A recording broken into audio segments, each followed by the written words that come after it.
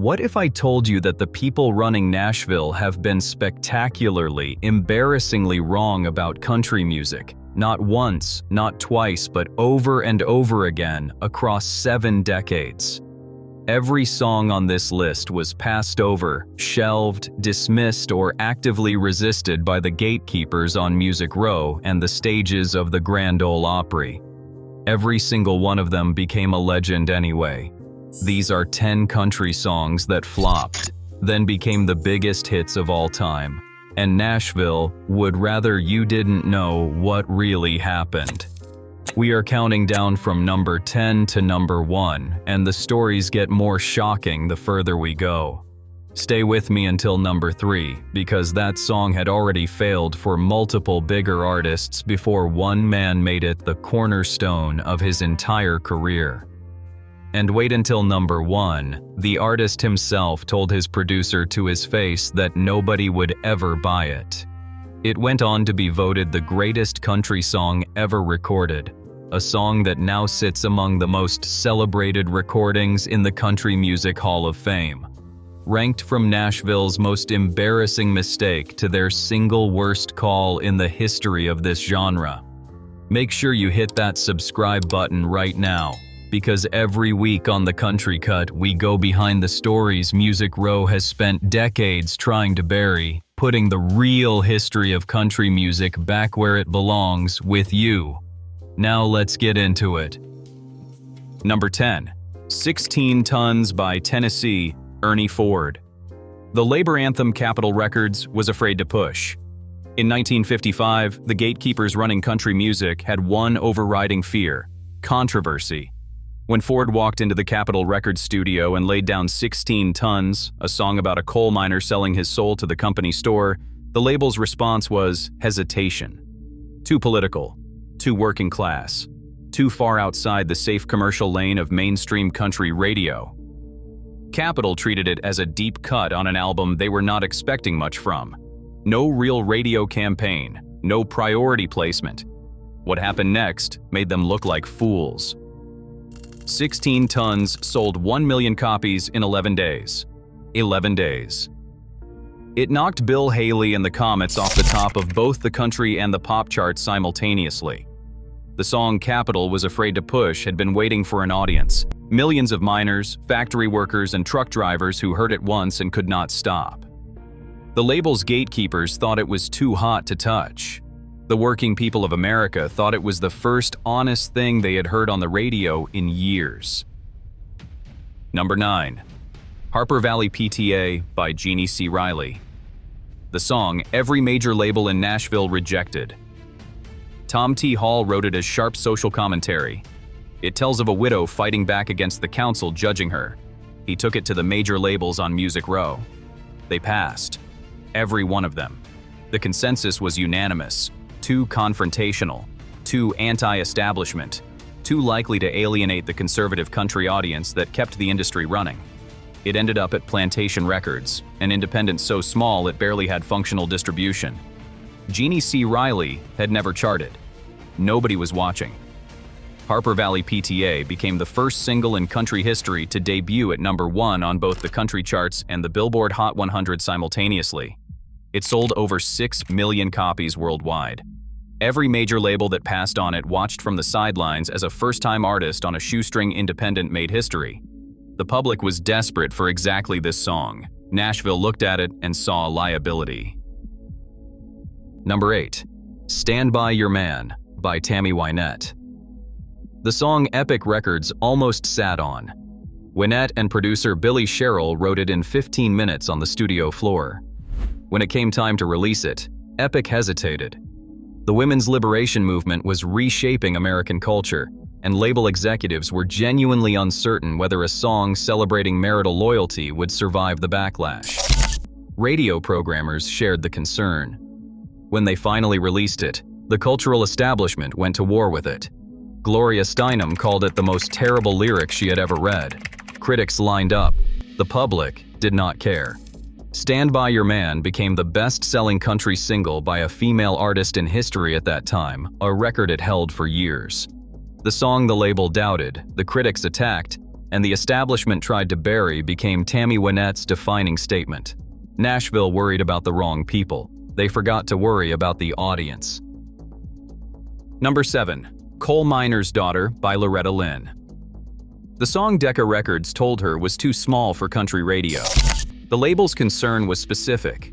The song was too autobiographical, too regional, too rooted in a specific Appalachian poverty that Decca's gatekeepers assumed mainstream audiences couldn't connect with. It named real towns, real hardship, a real life. Radio programmers in major markets agreed, too niche, too raw, too far outside the commercial lane. Lynn fought for it. She knew something the label didn't. There were millions of people in America who had lived that exact life and had never once heard their story come out of a radio speaker. Coal Miner's Daughter became her defining song, launched an Academy Award-winning film, and transformed Loretta Lynn from a rising star into a cultural institution. Decca worried the song was too small. It turned out to be the biggest thing she ever did. Number 6. Ring of Fire by Johnny Cash. The song Columbia Records wanted to gut before it was released. When Cash brought Ring of Fire to Columbia, co-written by June Carter and Merle Kilgore, the song had the bones of a classic. Then Cash added the mariachi trumpets.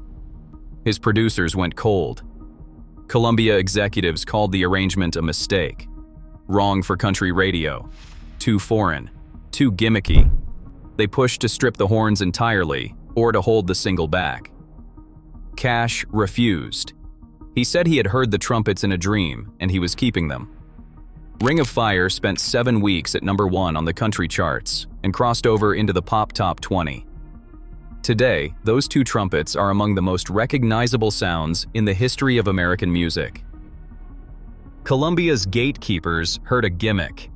Johnny Cash heard a signature. The audience chose Cash. Number 5. Always on My Mind by Willie Nelson. The song the industry had already tried and failed to make work twice. By 1982, Always on My Mind had a reputation in Nashville. Brenda Lee had recorded it in 1971. Nothing happened. Elvis Presley recorded it in 1972. There was modest chart action, then silence. When Willie Nelson, already an outlaw country icon who had spent years fighting the Nashville sound establishment, brought it to Columbia, the label's internal response was essentially this: why would we try a third time with a proven underperformer? Nelson recorded it anyway. It won Grammy Awards for Song of the Year, Single of the Year, and Country Song of the Year in 1983. A song Nashville had tried and dismissed twice became Willie Nelson's commercial peak. If you are making it through this list and you are starting to see the pattern, Nashville's gatekeepers were consistently wrong about the songs the audience actually wanted. Hit that like button right now. It helps this channel reach more people who want the real history of country music. And keep watching, because the final 4 entries are where it gets almost impossible to believe. Number 4. On the Road Again by Willie Nelson. The Grammy winner. Columbia dismissed it as a throwaway movie theme. Director Jerry Schatzberg called Nelson and asked for a title theme for the 1980 film Honeysuckle Rose. Nelson wrote it on a napkin on a plane. 20 minutes, start to finish. Columbia's response was, fine for the soundtrack, not a serious standalone release. The label budgeted and treated it as a movie tie-in, not a marquee single. It won the Grammy Award for Best Country Song. It became one of the most recognizable pieces of country music ever recorded. It was played on more American road trips, at more gatherings, and on more radio sessions than most songs Columbia's actual promotional machine spent months pushing. Willie wrote this one before the plane landed. The label shrugged. The audience never forgot it. Number 3. The Gambler by Kenny Rogers. The song Nashville's System failed 3 separate times before Rogers made it the cornerstone of a career. Don Schlitz wrote it in 1976 and recorded a demo. Nashville ignored it. Bobby Bare, an established star with real chart history, cut a full version. No success. Then Johnny Cash recorded it. At that point in history, Johnny Cash recording your song was considered close to a guarantee. It barely moved the needle. By the time Kenny Rogers got hold of it, the gambler had a documented reputation inside the industry, a song that does not work. He recorded it for his 1978 album anyway. It won the Grammy for Best Country Song. It launched 5 television movies. It is the first thing anyone in the world thinks of when they hear the name Kenny Rogers. Nashville's system was wrong about the same song 3 times in a row. Rogers was the only person willing to ignore the track record. Number 2. Crazy by Patsy Cline. The song almost everyone in the recording chain resisted, and that became the most played jukebox record in the history of recorded music. Willie Nelson wrote it and brought it to Patsy Cline's team. Producer Owen Bradley, the architect of the Nashville sound and working out of his famed Bradley's Barn studio operation, heard it, and his first reaction was still resistance. The song's syncopated rhythm didn't sit naturally against Cline's style. It wasn't structured the way country songs were supposed to be built. Cline herself found the Willie Nelson demo too idiosyncratic, too much Nelson, and not enough of a clear path for her to make it her own. She was also, at the time of recording, recovering from a serious car accident with broken ribs. She recorded Crazy sitting on a stool, physically unable to stand straight, in pain. Bradley almost shelved it. When it was released, radio programmers found it too bluesy, too unconventional for standard rotation. Crazy became the most played jukebox song in the history of recorded music. The song that nobody in that recording chain was fully certain about, from the demo to the session to the radio push, became the standard by which all country vocals are measured. Nashville's hesitation almost cost the world its most perfect country record. Almost. Number 1. He Stopped Loving Her Today by George Jones. The song the artist himself called unreleasable, and that went on to be voted the greatest country song ever recorded. Bobby Braddock and Curly Putman brought this song to Billy Sherrill at Epic Records. Sherrill loved it immediately. George Jones wanted nothing to do with it. He told Sherrill to his face, "Nobody is going to buy a song about a man dying of a broken heart." Jones was also, at this point in his life, one of Nashville's most unreliable artists, deep in an alcohol addiction that had caused him to miss sessions, cancel shows, and lose the confidence of radio programmers and label executives across Music Row. The commercial consensus on George Jones in 1979 was that he was finished. When Jones finally recorded it, after years of resistance and after sessions that had to be stopped and restarted, some at Epic were still uncertain about releasing it as a single. Too slow, too dark, too far removed from the pop country sound dominating country radio in 1980. George Jones was right that nobody would buy a dying man's love song. He was wrong about everything else. He Stopped Loving Her Today reached number 1. It won the CMA Award for Song of the Year in 1980, and then again in 1981, the only song in the awards history to win it in consecutive years. It has been voted the greatest country song ever recorded by more panels, polls, and industry professionals than any other track this genre has ever produced. It stands today as the defining entry in the Country Music Hall of Fame story of what this music can be at its absolute highest. The man who called his own song Morbid made the most perfect country record that will ever exist. Nashville's gatekeepers were wrong. The artist was wrong about himself. The song was the only thing in the room that was right. If you made it all the way to number 1, you now know something Nashville's establishment has spent 60 years trying not to say out loud. The gatekeepers have been wrong about the greatest songs in country history, from labels to radio programmers to the artists themselves, again and again, across every decade this music has existed. Songs that now fill the Country Music Hall of Fame. Songs that Hank Williams himself would have recognized as the real thing.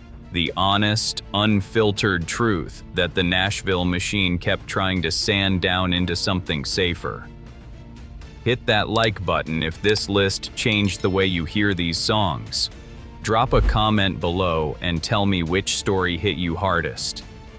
Are you Team Crazy, Team The Gambler, or Team He Stopped Loving Her Today? I read every single comment and I want to hear from you. If you haven't subscribed to the Country Cut yet, hit that button now and ring the notification bell. Every week, we go behind the stories Music Row never wanted told. Sometimes the greatest country song ever recorded was called Morbid by the man who sang it. That is the hidden architecture of this music, and we are only just getting started.